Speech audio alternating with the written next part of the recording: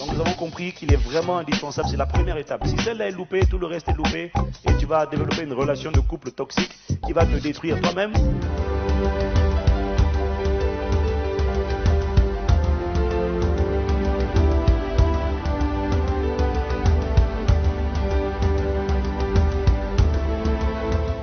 Ok, nous allons entamer la deuxième partie. Et maintenant, nous avons compris que Dieu a besoin de faire un travail d'abord de restauration. Nous avons compris l'importance de la loi de l'attraction. Nous avons compris que ça commence par moi. Les bonnes personnes, les bonnes opportunités. De toutes les manières, tout ce qu'il y a de bon dans la vie s'attire. Dis à ton voisin, tout ce qu'il y a de bon dans la vie s'attire. Bon, demande-lui pourquoi est-ce que tu cherches des raccourcis alors.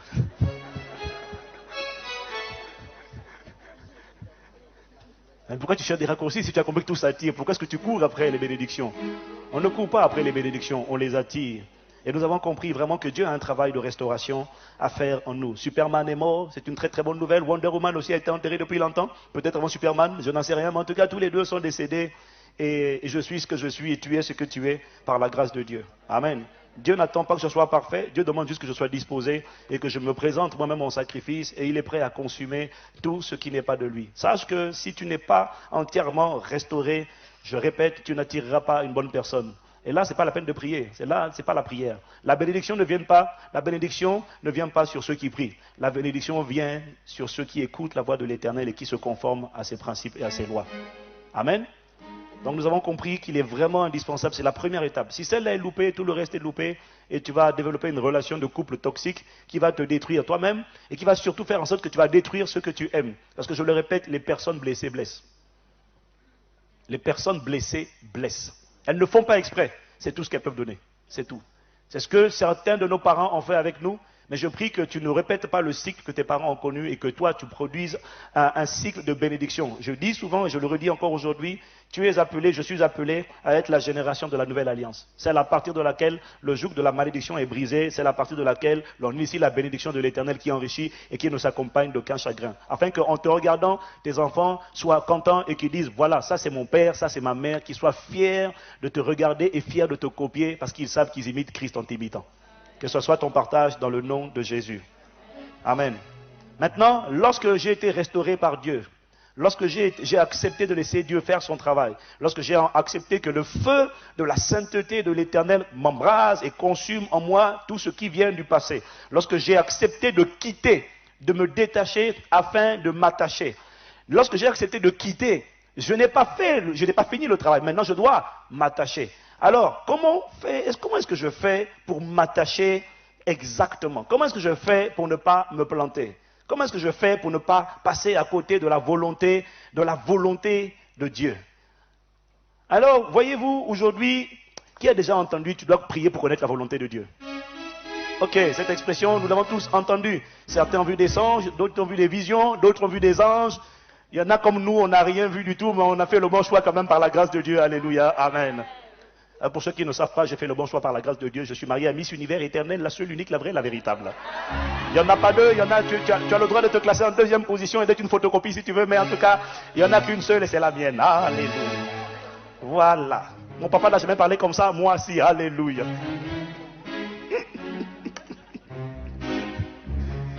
Alors voyez-vous, on a tellement mystifié le mariage on a tellement mystifié le mariage selon la volonté de Dieu. Il y en a qui se sont mariés sur la base de prophéties.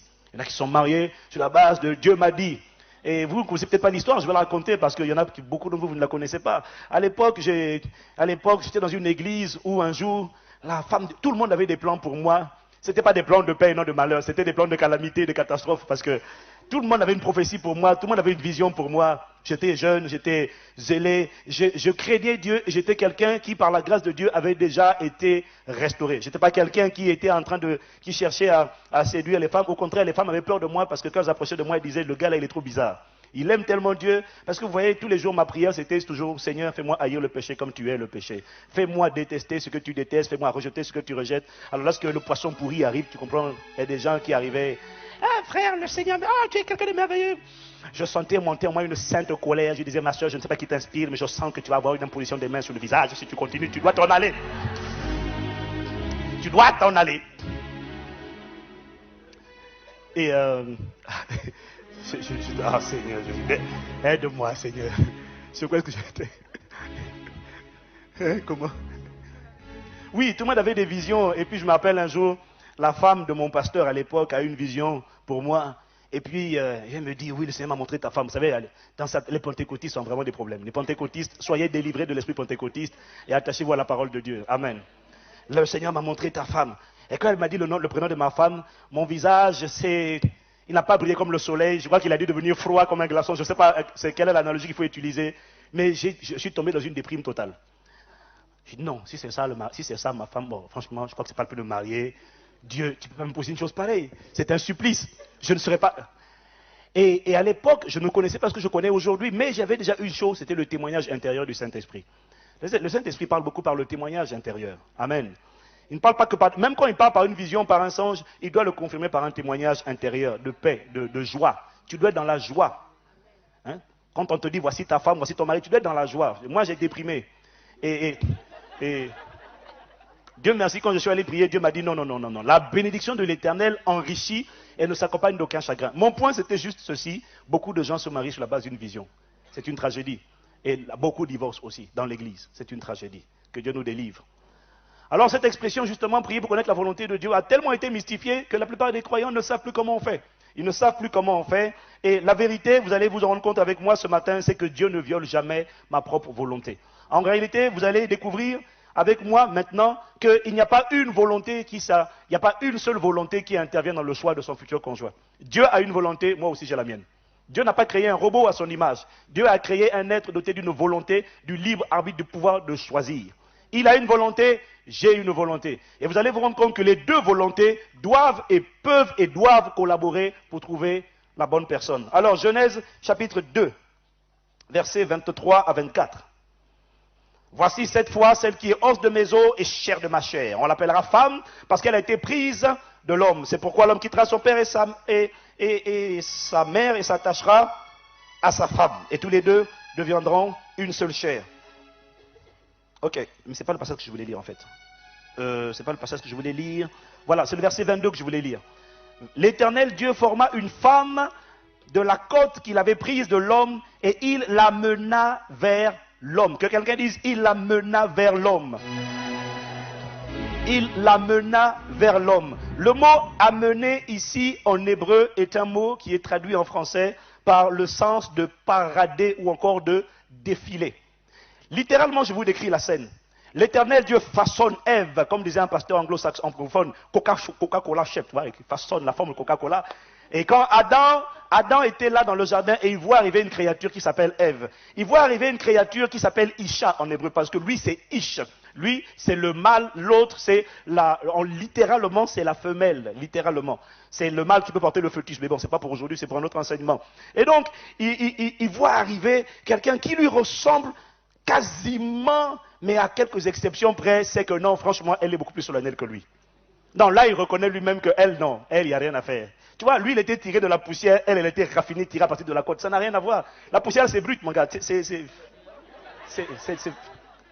non, elle est raffinée, que quelqu'un dise raffinée. Elle est raffinée. Alors, la Bible dit, la responsabilité de Dieu, ça a été d'emmener. Dieu n'a pas dit à Adam, voici ta femme. Voilà ce que Dieu a fait. La Bible dit, Dieu a créé, et ensuite, il a formé Ève, et ensuite, il a simplement amené.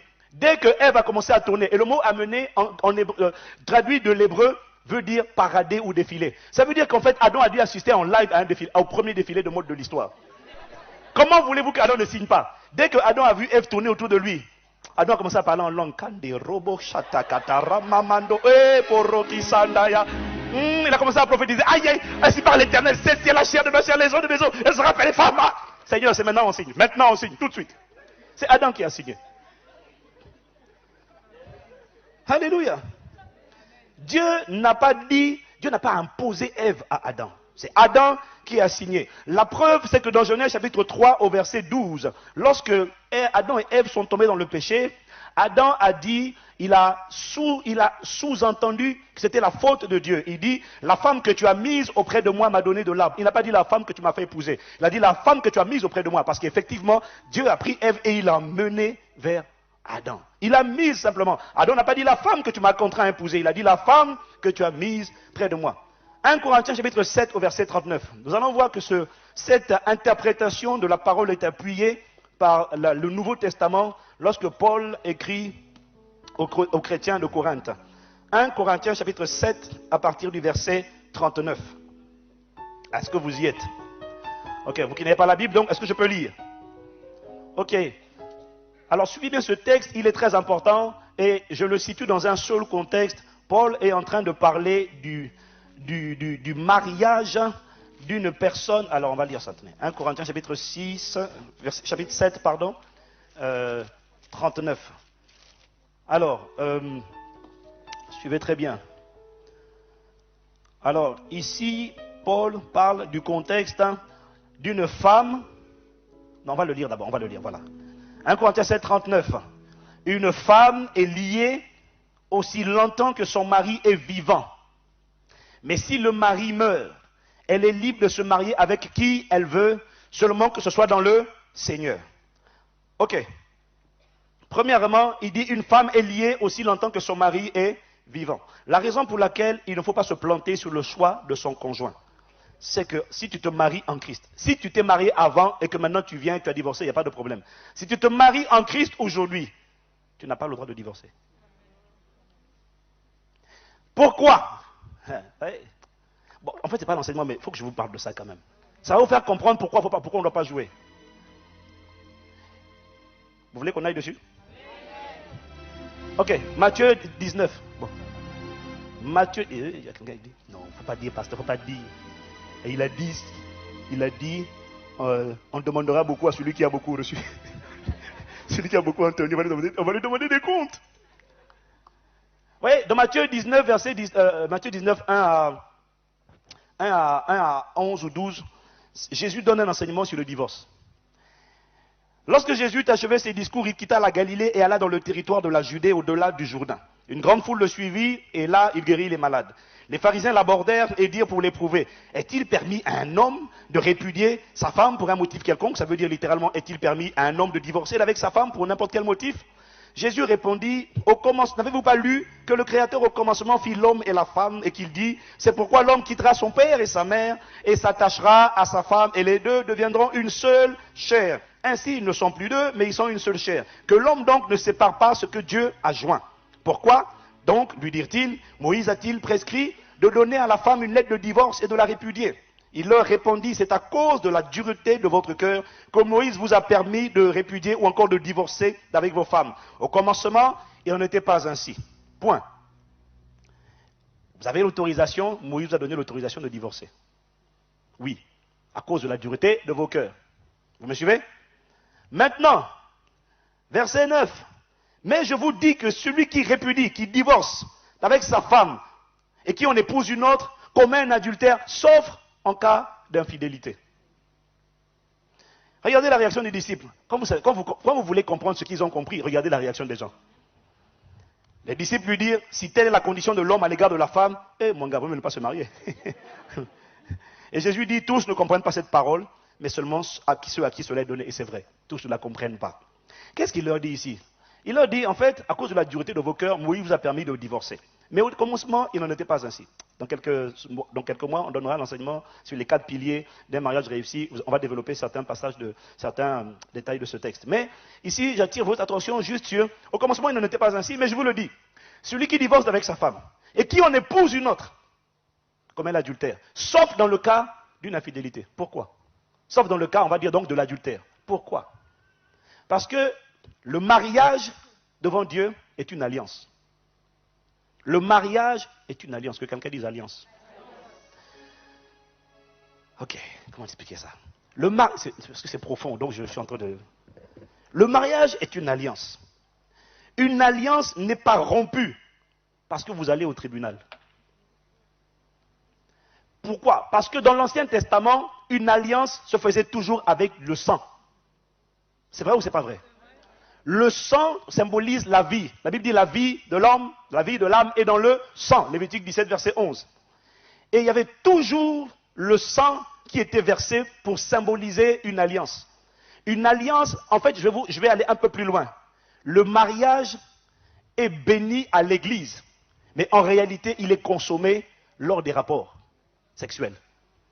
Ce que l'on fait, c'est simplement prononcer la bénédiction lorsqu'on vient à l'église. Mais le mariage est consommé, c'est-à-dire il devient effectif. Le contrat devient indissociable, indébloquable lorsque il est consommé, c'est-à-dire qu'on passe à l'acte. Et qu'est-ce qui se passe lorsqu'on passe à l'acte? Il y a alliance. Pourquoi? Parce que le sang, dans la pensée de Dieu, mais mon Seigneur, je suis en train de commencer déjà la partie d'après, mais dans la pensée de Dieu, lorsqu'une femme est vierge, comment scelle-t-on l'alliance? Lorsqu'une femme est vierge et que l'homme entre, le sang est libéré, le sang marque l'alliance. C'est fini, on est lié. Et on ne peut pas briser cette alliance en allant au tribunal. C'est pas comme ça qu'on brise. On brise l'alliance lorsqu'on a des rapports sexuels avec une autre personne. La première alliance devient brisée, la deuxième devient effective.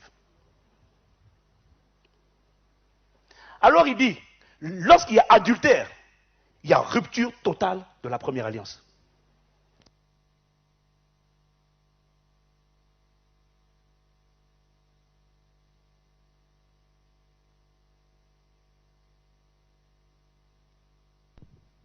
Alléluia, alléluia. Ok, lorsque... Oh Seigneur, vous m'avez embrouillé là. Ok, Saint-Esprit, aide-moi au nom de Jésus. Je disais, lorsque la première alliance a été brisée, pour briser la première alliance, le seul moyen de la briser, ce n'est pas lorsque le juge dit vous êtes divorcé.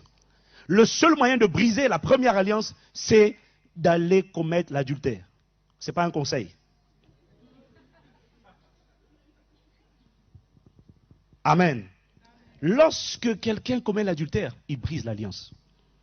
Maintenant, si l'homme ou la femme a brisé l'alliance, Jésus dit, là, il est libre de contracter une nouvelle alliance. Mais si l'alliance n'a pas été brisée par l'adultère, il est toujours lié, combien même il irait se marier avec quelqu'un d'autre. Et à ce moment-là, il fait une deuxième alliance illicite, il est dans l'adultère. C'est pour ça qu'il faut bien réfléchir avant de... Oh. Alléluia. Non mais est-ce que vous comprenez?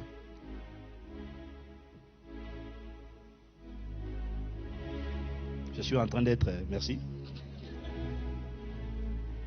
Et quand je comprends ça, je comprends que je ne dois pas faire les choses à la va-vite.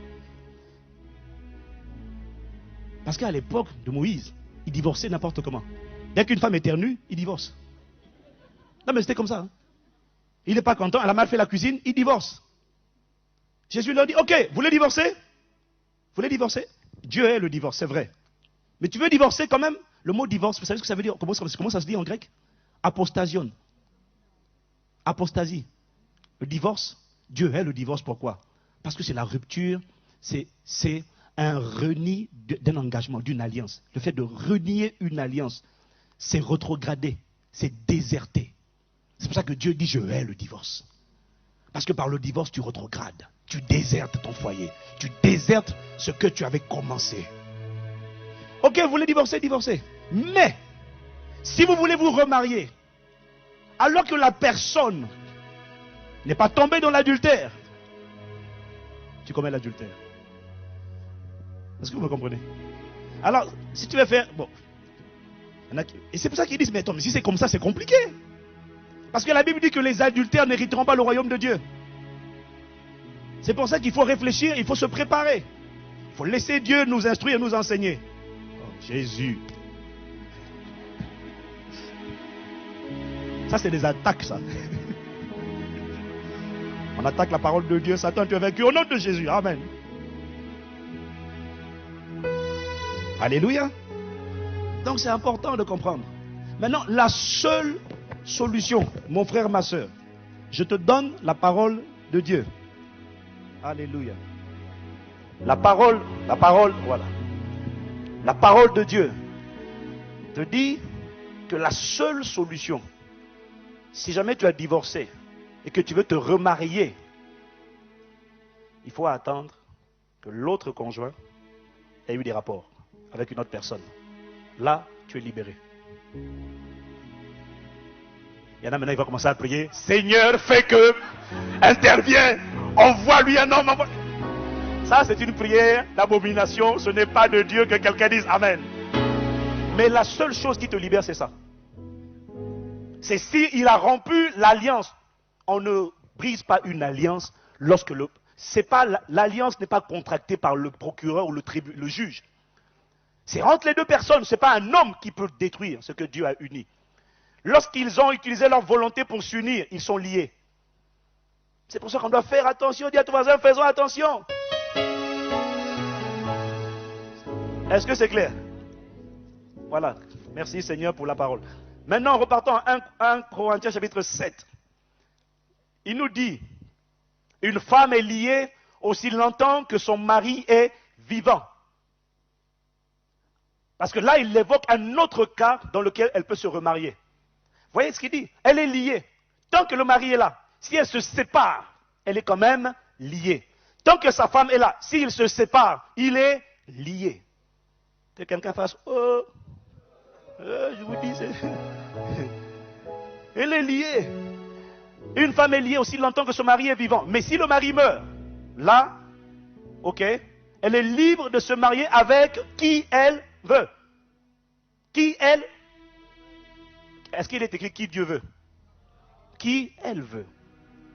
Mais seulement que ce soit dans c'est deux volontés.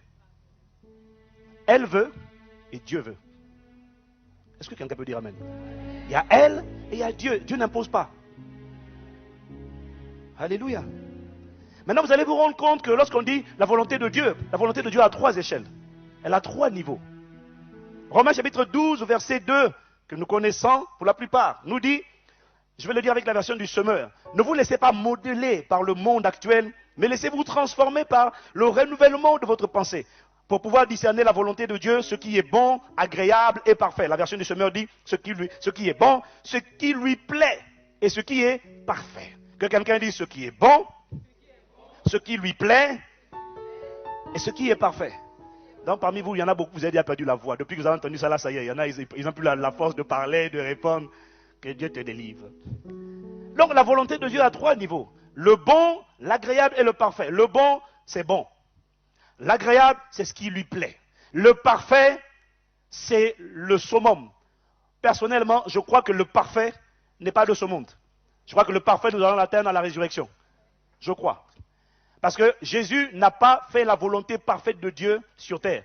Il a fait la volonté parfaite de Dieu lorsqu'il a traversé le Saint des Saints et qu'il s'est assis à la droite de Dieu et qu'il a fait la rédemption, la purification des péchés. Mais sur la terre, il dit, le Père m'aime parce que je fais toujours ce qui lui est agréable. Ça veut dire que Jésus faisait le niveau agréable tant qu'il était sur terre. C'est quand il est mort à la croix, il a racheté l'humanité que là il est entré dans la dimension de perfection. Est-ce que quelqu'un peut dire amen? Est-ce qu'on est d'accord avec ça? Donc il y a 3 niveaux. Et en fait, vous allez vous rendre compte qu'il y a des chrétiens qui se marient dans la catégorie de la volonté bonne. Et on va voir quels sont les critères pour que je sois dans la volonté de Dieu. C'est-à-dire la partie bonne. Parce que la volonté de Dieu a plusieurs échelles. Je peux faire ce qui est bon, mais je peux faire ce qui lui plaît. Alléluia. Et vous allez vous rendre compte que mon mariage peut être dans la catégorie du bon ou alors dans la catégorie de l'agréable. C'est-à-dire Dieu voit et puis il se réjouit. Quand c'est bon, Dieu dit ok, tu n'as pas péché. Mais ça ne veut pas dire que c'est bien. Enfin, ça ne veut pas dire que c'est top. Ce n'est pas au-dessus. C'est juste bien. Quelle est la volonté de Dieu? Juste pour être dans la volonté de Dieu, quels sont les critères qu'il faut observer? Rappelons-nous d'une chose, c'est que Dieu fonctionne avec des lois. Sa parole n'est pas négociable. Il a dit, les cieux et la terre passeront, ma parole ne passera pas. Si tu n'es pas dans les critères de la volonté de Dieu, catégorie bonne, tu es dans le péché. Et après, n'essaie pas de manipuler Dieu en disant, Seigneur, viens bénir. Il y a 2 critères dans la volonté de Dieu. Deux critères. Ça ne garantit pas que ton foyer sera excellent. Ça ne garantit pas que ton foyer resplendira, mais ça garantit que Dieu ne sera pas contre ce que tu auras fait. Mais ça ne garantit pas que ça réussira. Je vous expliquerai tout à l'heure pourquoi. Alléluia. Je répète, si tu n'es pas dans la volonté de Dieu, c'est même pas la peine de prier pour que Dieu bénisse. On ne manipule pas Dieu. On ne dit pas, Seigneur, j'ai fait un choix, maintenant bénis. Dieu n'est pas ton esclave. On dit, Seigneur, fais-moi choisir ce que toi tu as béni. Fais-moi faire ce que toi tu approuves. Je ne te demande pas d'approuver ce que je fais. Il y en a un qui est créature, l'autre qui est créature. Toi tu es sur terre, lui il est au ciel. Voilà ce qui prouve qu'il est Dieu et tu ne l'es pas. Amen. Alors, quel est le premier critère de la volonté de Dieu? Premier critère de la volonté de Dieu, Paul nous le dit ici, c'est que ce soit dans le Seigneur. 2 Corinthiens chapitre 6, verset 14 à 15.